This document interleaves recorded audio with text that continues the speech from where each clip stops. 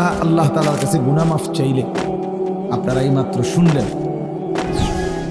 ইবলিসকে আল্লাহ তাআলা চ্যালেঞ্জ করে বলছে যে আমিও আমার বান্দাকে, বান্দা যতক্ষণ মাফ চাইতে থাকি, তুই যত ধোকাই দাও,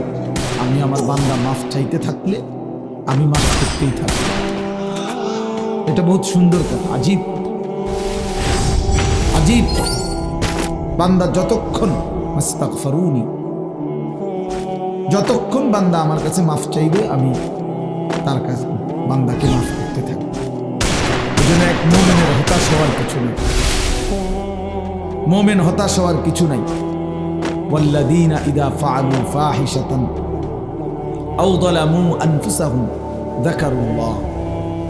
ফাস্তাগফিরু লিযুনুবিহিম ওয়া মান ইয়াগফিরুয যুনুবা ইল্লাল্লাহ ওয়া লাম ইউসিররু আলা মা ফাআলু ওয়া হুম ইয়ালামুন। আল্লাহ তাআলা বলেন, আমার বান্দা যখন অশ্লীলতা, বেহায়াপনা, অসভ্যতা, নোংরামি, নাফরমানি, পাপ করতে করতে এমনকি নিজের উপরে একেবারে জুলুম করে ফেলছে, নেকি বলতে কিছুই নাই, গুনার সাগরে হাবুডুবু খাচ্ছে, আল্লাহ তাআলা তাকেও আশ্বাস দিছে সে যেন আমি আল্লাহকে স্মরণ করে, বান্দা যেন আমাকেই মনে করে, আমি আল্লাহর কাছে নিজের গুনাহের জন্য মাফ চায়, তওবা করে, আল্লাহকে যেন বলে, আল্লাহ আপনি ছাড়া আমাকে মাফ করবে, আর আমি জেনে বুঝে আর করব না, আমি ছেড়ে দিলাম। এই তিনটি শর্ত যদি বান্দার কাছ থেকে আল্লাহ পায়, তওবা 3 জিনিসের নাম,